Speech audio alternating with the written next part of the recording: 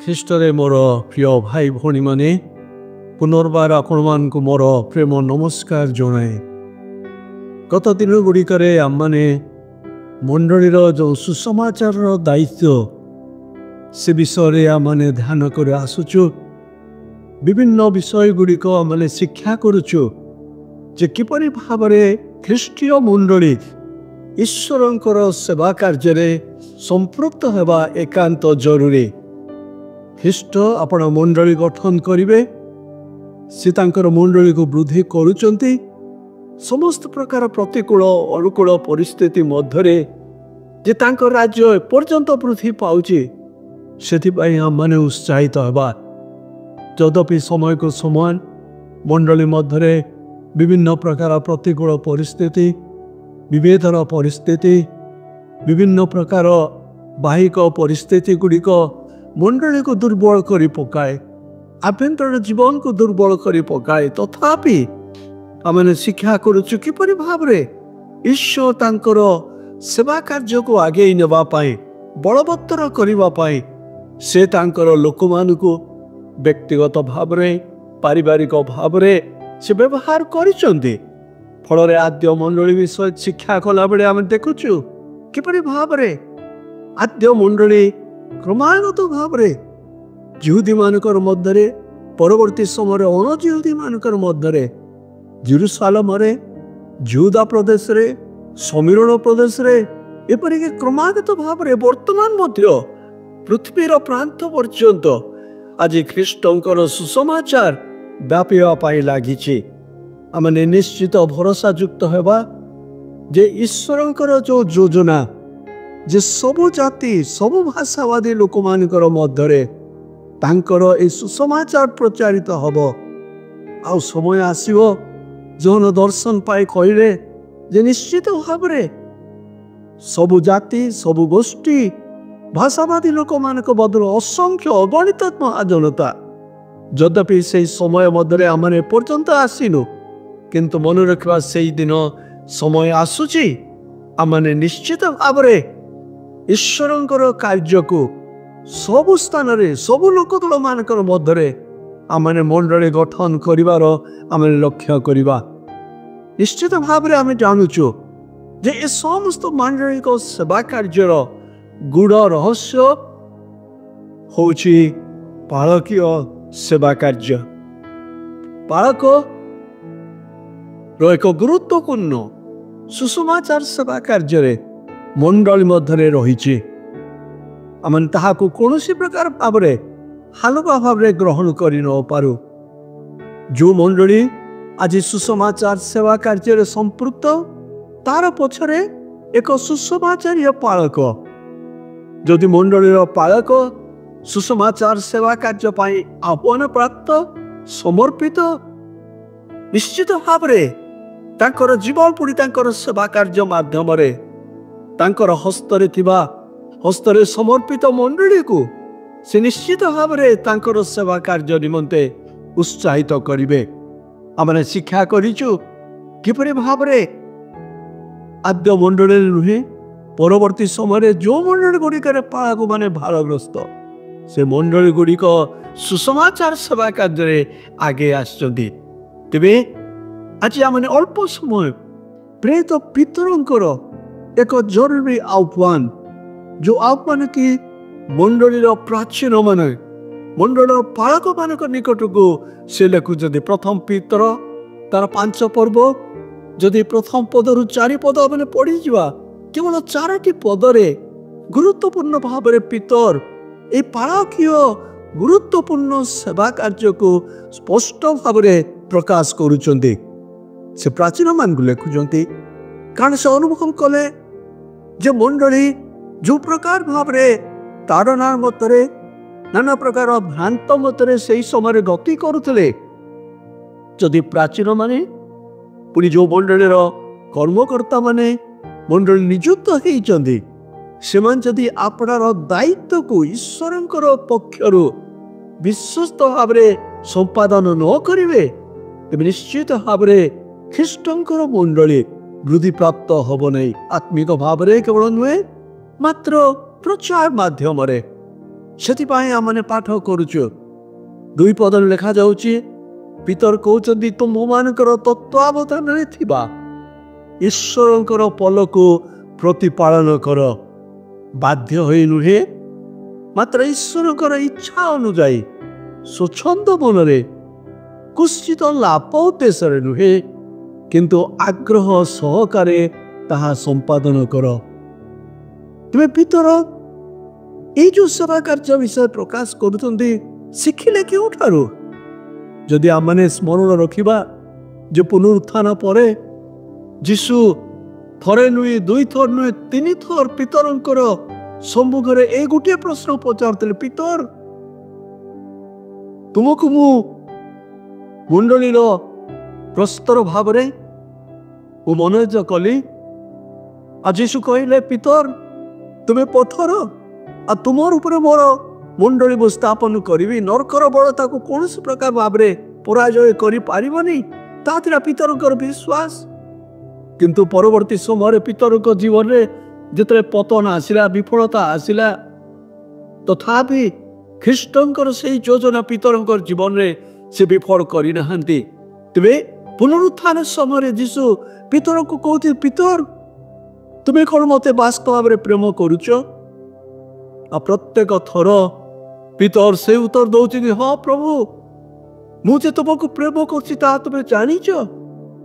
ଆଉ ପ୍ରତ୍ୟୁତ୍ତର ସ୍ୱରୂପେ ଯୀଶୁ ପିତରଙ୍କୁ ବାରମ୍ବାର 3 ଥର କହିଲେ, ଯଦି ତୁମେ ମୋତେ ପ୍ରେମ କରୁଛ ବାସ୍ତବ ଭାବରେ, ତେବେ ମୋର ମେଷମାନଙ୍କୁ ପ୍ରତିପାଳନ କର, ମୋର ମେଷମାନଙ୍କୁ ଚରାଅ।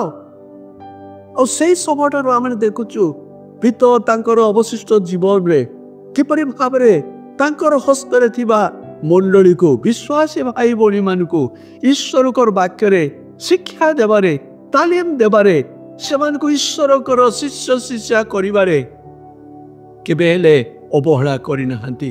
ତେବେ ଏହି ସ୍ଥାନରେ ପିତର ସ୍ପଷ୍ଟ ଭାବରେ ପ୍ରକାଶ କରୁଛନ୍ତି, ତୁମର ହସ୍ତରେ ହେ ପ୍ରାଚୀନ ମାନେ, ହେ ମୋର ପ୍ରିୟ ପାଳକ ମାନେ, ଯେଉଁ ମେଷମାନଙ୍କର, ଯେଉଁ ଲୋକମାନଙ୍କର ଦାୟିତ୍ୱ ତୁମର ହସ୍ତରେ ରହିଛି, ମନେ ରଖ, ଏହା ତୁମେ ନିଜେ ନିଜର ନିମନ୍ତେ ତାହା ଗ୍ରହଣ କରିନାହଁ।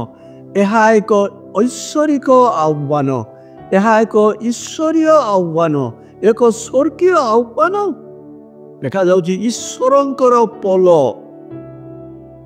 ମଣ୍ଡଳୀ ଈଶ୍ୱରଙ୍କର ପଲ, ଯେଉଁ ମଣ୍ଡଳୀର ପାଳକ ଭାବରେ ଆପଣ ପୁଣି ମୁଁ ନିଯୁକ୍ତି ପାଇଛୁ। ମନେ ରଖିବା, ଈଶ୍ୱର ସେଇ ମଣ୍ଡଳୀକୁ, ସେଇ ମଣ୍ଡଳୀର ଭାଇ ଭଉଣୀମାନଙ୍କୁ, ପୁଅ ଝିଅମାନଙ୍କୁ, ଯୁବକ ଯୁବତୀମାନଙ୍କୁ ଈଶ୍ୱର ଆପଣଙ୍କର ହସ୍ତରେ, ପୁଣି ମୋ ହସ୍ତରେ ସମର୍ପଣ କରିଛନ୍ତି।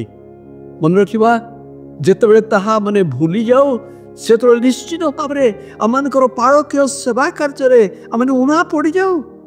ଅନେକ ସମୟରେ ଆମେ ପାଳକ ଭାବରେ ଆମର ନିଜର ଇଚ୍ଛା ଅନୁସାରେ ମଣ୍ଡଳୀ ଗୁଡ଼ିକୁ ବାଛିଥାଉ। ନା ଏଇ ମଣ୍ଡଳୀରେ ସମସ୍ୟା ଅଛି, ନା ଏଇ ମଣ୍ଡଳୀକୁ ପରିତ୍ୟାଗ କରିବି, ଅନ୍ୟ ମଣ୍ଡଳୀକୁ ଯିବି, ସେଇ ସ୍ଥାନର ଲୋକମାନେ ଉତ୍ତମ। ନା ପ୍ରିୟ ଭାଇ ଭଉଣୀମାନେ, ତାହା ମିଥ୍ୟା। ଯେଉଁ ମଣ୍ଡଳୀରେ ଆପଣ ପାଳକୀୟ ସେବା କାର୍ଯ୍ୟ ଆଜି କରୁଛନ୍ତି, ମନେ ରଖିବା, ସେଇ ମଣ୍ଡଳୀର ଭାଇ ଭଉଣୀମାନେ ଈଶ୍ୱରଙ୍କର ଦ୍ୱାରା ଆପଣଙ୍କର ହସ୍ତରେ ସମର୍ପିତ ହୋଇଛନ୍ତି। ଈଶ୍ୱରଙ୍କର ପଲ। ଦେଖାଯାଉଛି ପିତର କହୁଛନ୍ତି, ତୁମର ତତ୍ତ୍ୱାବଧାନରେ ମୁଁ ସେମାନଙ୍କୁ ତୁମର ଅଧୀନରେ, ତୁମର ଦାୟିତ୍ୱ ମଧ୍ୟରେ ମୁଁ ସମର୍ପଣ କରିଛି। ତତ୍ତ୍ୱାବଧାନ ସେ ଶବ୍ଦଟି ଗୁରୁତ୍ୱପୂର୍ଣ୍ଣ। ତାର ଅର୍ଥ, ତୁମେ ସେଇ ମୋର ପଲକୁ ଅତି ଯତ୍ନ ସହକାରେ, ଅବହେଳା ଭାବରେ ନୁହେଁ, ଅତି ଗୁରୁତ୍ୱପୂର୍ଣ୍ଣ ଭାବରେ ସେମାନଙ୍କର ତତ୍ତ୍ୱାବଧାନ କରିବା ଏକାନ୍ତ ଆବଶ୍ୟକ। ଏହା ଏକ ଗୁରୁତ୍ୱପୂର୍ଣ୍ଣ। ପ୍ରତିପାଳନ କରିବା, ଚରେଇବା, ପୁଣି ତତ୍ତ୍ୱାବଧାନ କରିବା, ଏ ସମସ୍ତ ମଧ୍ୟରେ ଆମେ ଦେଖୁଛୁ ଏକ ଗୁରୁତ୍ୱପୂର୍ଣ୍ଣ ଦାୟିତ୍ୱ ରହିଛି। ତତ୍ତ୍ୱାବଧାନ। ଆଜିର ପ୍ରଶ୍ନ ହେଉଛି, ଆଜି କ'ଣ ଆପଣ ପୁଣି ମୁଁ ଯତ୍ନ ସହକାରେ ଆମର ମଣ୍ଡଳୀ ଗୁଡ଼ିକର ଦାୟିତ୍ୱ ବହନ କରୁଛୁ?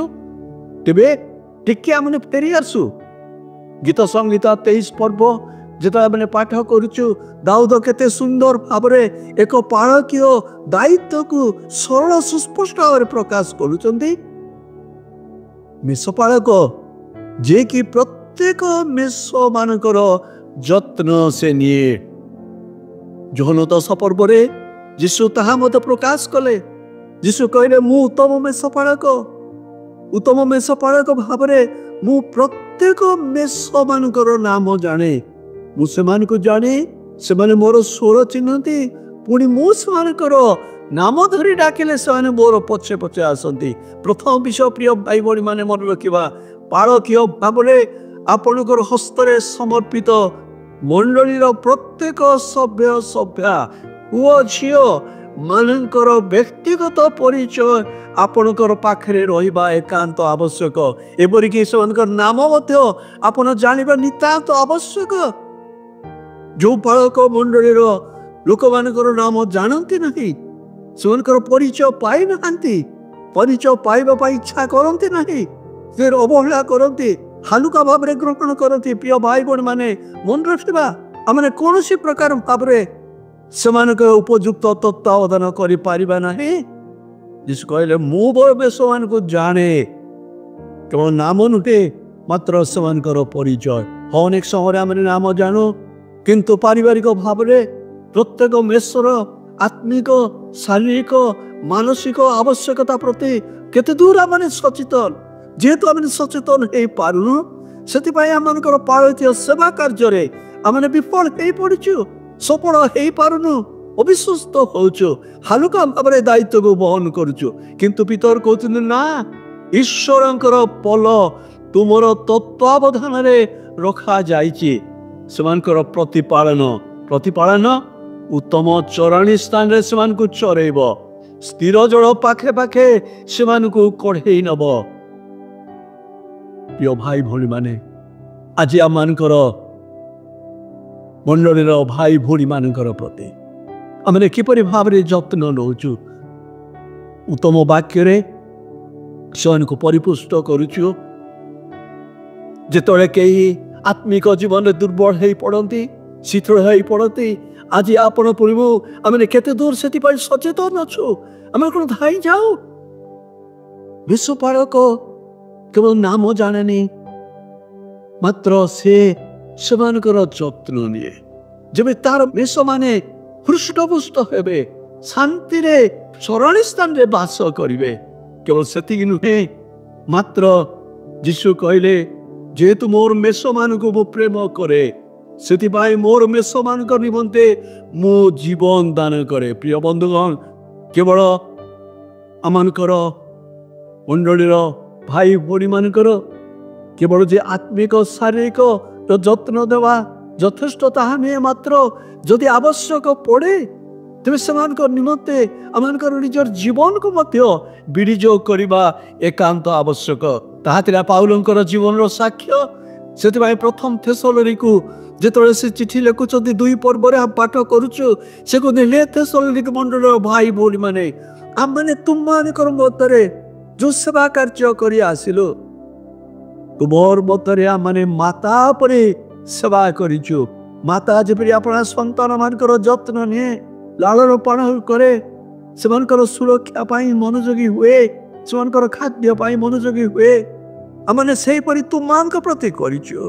କେବଳ ନୁହେଁ, ମାତ୍ର କହୁଛନ୍ତି ମାତା ଯେପରି ଆପଣା ସନ୍ତାନ ମାନଙ୍କୁ ପ୍ରେମ କରେ, ଆମମାନେ ସେହିପରି ତୁମକୁ ପ୍ରେମ କରୁଛୁ।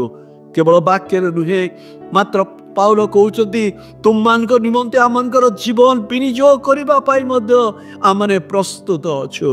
କେତେ ଥର ବାରମ୍ବାର ପାଉଲ କହୁଛନ୍ତି ଆମମାନଙ୍କର ମଧ୍ୟରେ ମୃତ୍ୟୁ, ତୁମମାନଙ୍କ ମଧ୍ୟରେ ଜୀବନ। ଯେଉଁ ପାଳକ ନିଜର ମେଷମାନଙ୍କର ନିମନ୍ତେ ଜୀବନ ଦେବା ପାଇଁ ପ୍ରସ୍ତୁତ ନୁହେଁ, ହେଇପାରେ ସେ ଅବିଶ୍ୱସ୍ତ ପାଳକ।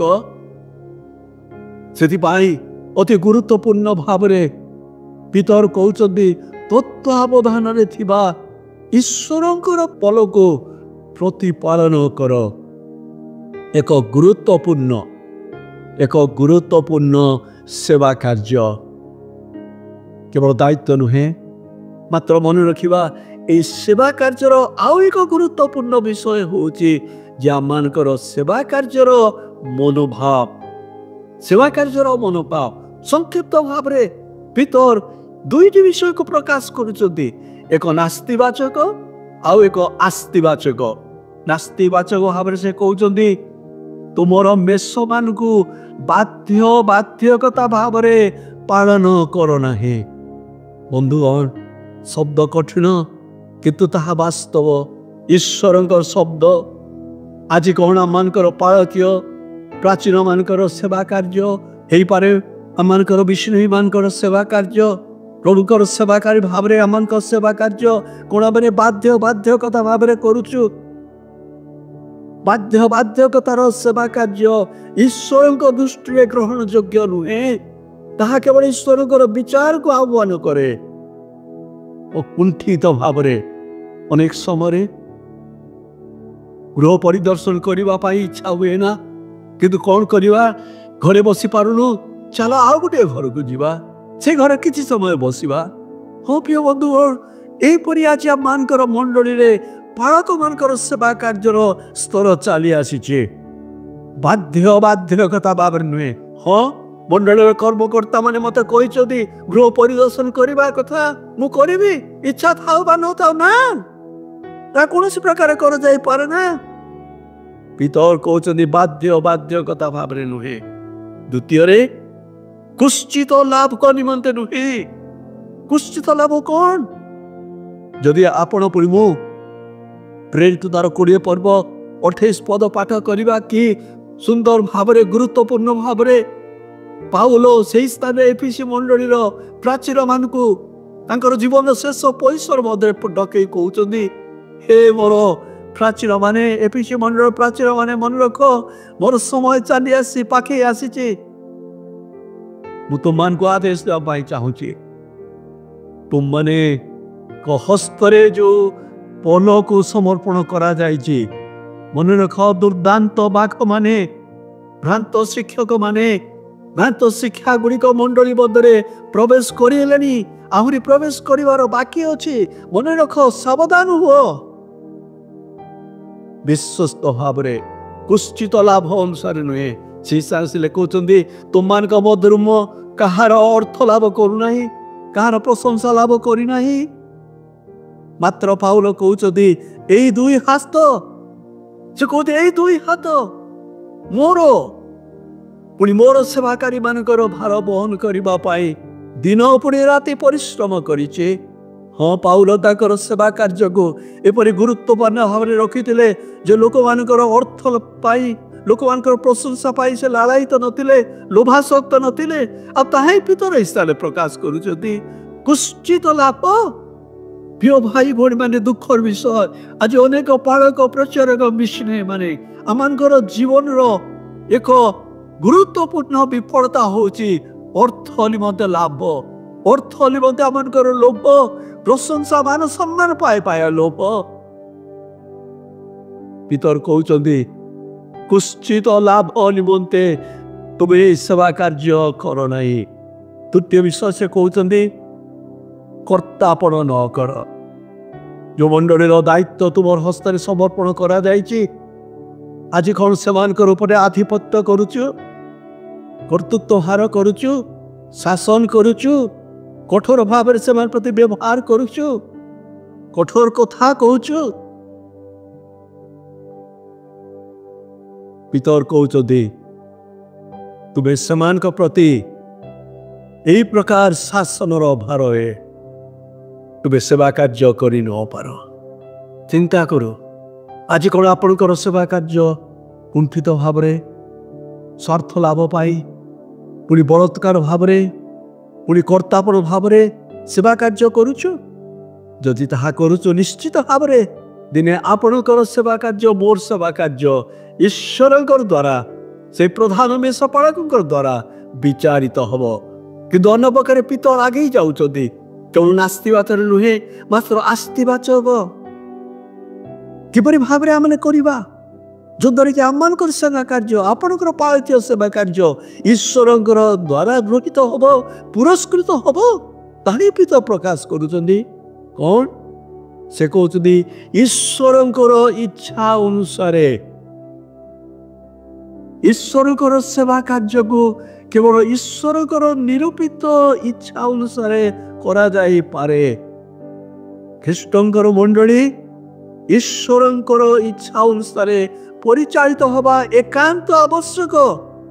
ଦୁଃଖର ବିଷୟ ଆଜି ଖ୍ରୀଷ୍ଟଙ୍କ ମଣ୍ଡଳୀ, ଯେଉଁ ମଣ୍ଡଳୀ ଆମେ କହୁଛୁ ଖ୍ରୀଷ୍ଟ ଏଇ ମଣ୍ଡଳର ମସ୍ତକ, କିନ୍ତୁ ଦିନ ପ୍ରତିଦିନ ମଣ୍ଡଳୀଙ୍କ ଜୀବନରେ ଆମେ ଦେଖୁଛୁ ଯେ କମିଟି ଦ୍ୱାରା, ଲୋକମାନଙ୍କ ଦ୍ୱାରା, ସମ୍ପାଦକ ଦ୍ୱାରା, ସଭାପତି ମାନଙ୍କର ଦ୍ୱାରା, ଏପରି କେତେ ମଣ୍ଡଳୀ ପାଳକ ଦ୍ୱାରା ଆଜି ମଣ୍ଡଳୀ ପରିଚାଳିତ। ଫଳରେ ମଣ୍ଡଳୀ ମଧ୍ୟରେ ଅନେକ ବିଶୃଙ୍ଖଳା, ଅନେକ ଅଶାନ୍ତି, ଅନେକ ବିବାଦ।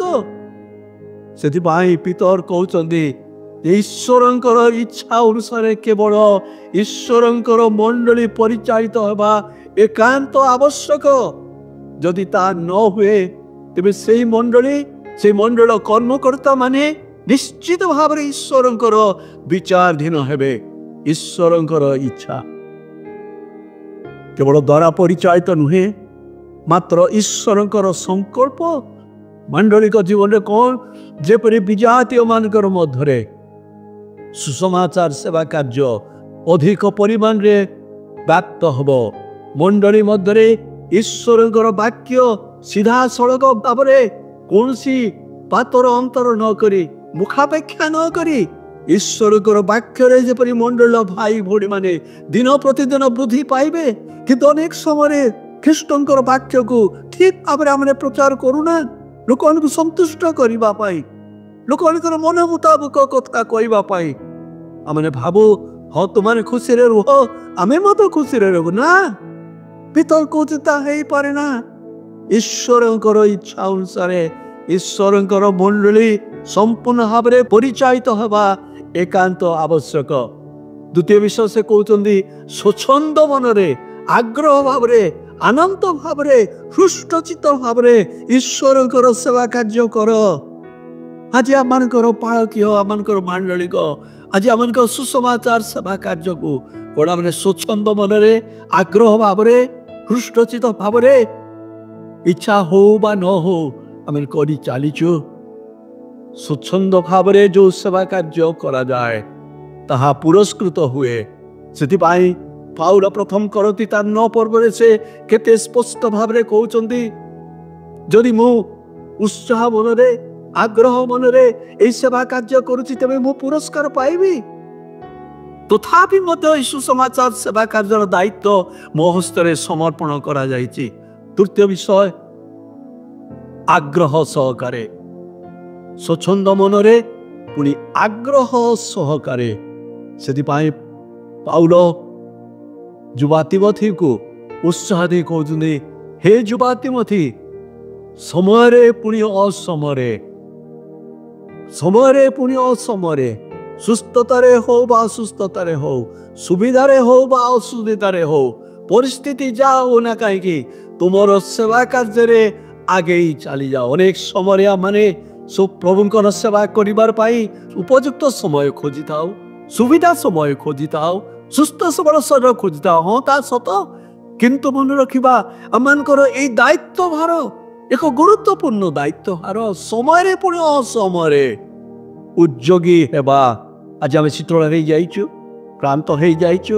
ହଁ, ଆଜି ଯିବାନି, କାଲି ଯିବା, ଆଉ ଗୋଟିଏ ଘର ଆସନ୍ତାକାଲି ଦେଖିବା। ନା ପ୍ରିୟ ବନ୍ଧୁ, ଆପଣଙ୍କର ମେଷମାନେ ଅପେକ୍ଷା କରିଛନ୍ତି, ମୋର ମେଷମାନେ ଅପେକ୍ଷା କରିଛନ୍ତି। ମେଷମାନେ ଆଜି ଦୁର୍ବଳ ଅବସ୍ଥାରେ ଅଛନ୍ତି, ଅସୁସ୍ଥ ଅବସ୍ଥାରେ ଅଛନ୍ତି। ଆଗ୍ରହ ଭାବରେ, ପୁଣି ସର୍ବୋପରି ପାଉଲ କହୁଛି, ପିତର କହୁଛନ୍ତି ଆଦର୍ଶ ଭାବରେ, କେବଳ ବାକ୍ୟରେ ନୁହେଁ, ମାତ୍ର ତୁମର ଜୀବନ ଏକ ଆଦର୍ଶ ସ୍ୱରୂପ ହେବା ଏକାନ୍ତ ଆବଶ୍ୟକ। ଅନେକ ସମୟରେ ଆମେ ପାଳକ, ପ୍ରଚାରକ, ମିଶନରୀ ଭାବରେ ଅନେକ ଅନେକ କଥା ମାନେ କହିଦେଇପାରୁ। ଲୋକମାନଙ୍କର ଶ୍ରୁତି ମଧୁର ହେଇପାରେ, ଉତ୍ତମ ଶିକ୍ଷା ବୋଲି ଲୋକମାନେ ଆମମାନଙ୍କୁ କହନ୍ତି। କିନ୍ତୁ ପରବର୍ତ୍ତୀ ସମୟରେ ମଣ୍ଡଳୀରୁ ବାହାରି ଆସିଲା ପରେ ଆମମାନଙ୍କର ବ୍ୟକ୍ତିଗତ ଜୀବନ, ଆମମାନଙ୍କର ପାରିବାରିକ ଜୀବନ, ଆମର ସାମାଜିକ ଜୀବନ, ଆମର ବ୍ୟବସାୟିକ ଜୀବନ କୋଉ ପ୍ରକାର? ଆଜି କ'ଣ ମାନେ ଆଦର୍ଶ? ଦୁଃଖର ବିଷୟ, ଆଜି ଅନେକ ଆଦର୍ଶବିହୀନ ପାଳକ ମାନଙ୍କର ଜୀବନ ଗୁଡ଼ିକ ଦ୍ୱାରା ଆଜି ଆମମାନଙ୍କର ମଣ୍ଡଳୀ ଗୁଡ଼ିକର ନାନା ପ୍ରକାର ସମସ୍ୟା, ନାନା ପ୍ରକାର ସମସ୍ୟା। नाना प्रकार विभेद भाव कारण कौन पछरे अच्छे आदर्श विहीन पालक से पितर कहते आदर्श भाव अपना जीवन काट आज आम जीवन कौन आदर्शमय हो पारि कि मन रखा आम सेवा कार्यर दायित्व से आम हस्त समर्पण कर सेवा कार्य एक दायित्व रही विश्वस्तता आदर्श विश्वस्तता जो माने विश्वस्त भाव ईश्वर बेश को ईश्वर मंडली को परिचालित करती सेवा कार्य करती प्रतिपालन करती से माने पुरस्कृत हेबे तेबे पितर से कहते जदि तुम्हें विश्वस्त भाव तुमर सेवा कार्य कर मन रख चारिपदे से कहते जे समय आसो जेतबे कि से प्रधान पालक से आसबे आउ गौरवर अम्लान मुकुर अधिकारी तुमको करे प्रिय बंधुगण जदि भी अनेक समय आमर पालकीय आमर मिशनरी सेवा कार्य अनेक कष्ट दुख ए समस्त तो रही आसी किंतु मन रखा जे आमर सेवा कार्य को जदि आम विश्वस्त भाव तेबे आसी से प्रधान पालक जे पालक आपण को नियुक्त कर पालक मत नियुक्त कर सेवा कार्यर दायित्व देइचंदी मेष मान दायित्व देइचंदी से निश्चित भाव में आपण को पुरस्कृत करेंगे मते पुरस्कृत करेंगे आसे आसबे से आम को कहे आस मोर गौरवर म्लान मुकुटर तुमने अधिकारी हम हाँ अनेक समय जगतर यही म्लान यही अपरिष्कृत मुकुट धन संपत्ति मान सम्मान पुरस्कार पाइबा पाई आम अनेक समय लालायित होता से पाउल केते गुरुत्वपूर्ण भाव में करती मंडली को पुनर्बार 9 पर्व से कहते हे मोर प्रिय भाई भोली माने मु थाउची किंतु बिना लक्ष्य मु धाउनी मु युद्ध करुची बाई सहित युद्ध कला परी नुहे मात्र मु दौड़ुची जब पड़ पाइबी मु पड़ पाइबी से अक्षय मुकुटर अधिकारी हेबी से आम को आह्वान कर आस आम मैंने दौड़ा जबरी आम मैंने समस्ते से पुरस्कार आम अंशीदार हो पारिबा प्रिय भाई भौणी माने आज आम निज निज सेवा कार्य विषय आम चिंता करूँ मंडली मस्तक ख्रीष्ट पुणी आपण पुणी मु आम ख्रीष्टर सहकार्यकारी से प्रधान पालक आपण पुणी मु आम सहपालक दिने आमर प्रधान पालक सम्मुख ठिया प्रत्येके अपना अपना सेवा कार्य विषय आम हिसाब दबा जबरी से दिन आपण लज्जित हेबे नाही मु लज्जित हेबी नाही मात्र आम जपरी से पुरस्कार अंशीदारी हो पारिबा प्रभु आम को साहाय्य करतु जदि आम सेवा कार्य हारी जाइचु पड़ी जाइचु विफल हो जाइचु प्रिय भाई भौणी माने निराश हवा नहीं से प्रधान पालक आपणकर हस्तरू से मेषन को काढ़ी ना पूर्वर जबरी आपण पुणी मु आम नम्र भाव आम दोष को स्वीकार करी निकट फेरी आसवा पितर को जोपरी से पुनर्बार सेवा कार्य नियुक्त कले फल से एक मस्तक भाव एक प्रस्तर भाव एक मुरबी भाव नेता भाव प्राचीन भाव मंडली गुड़िकर जत्न ने निश्चित भाव में आपणकर जीवन को मो जीवन को से सजाड़े पुनर्निर्माण करेंगे पुनः प्रचलित करेंगे फल आम सेवा कार्य को सफलतार सहित आम शेष कर फल से अम्लान मुकुटर आम अंशी हो पारिबा प्रभु आम समस्त को आशीर्वाद करंतु आमेन।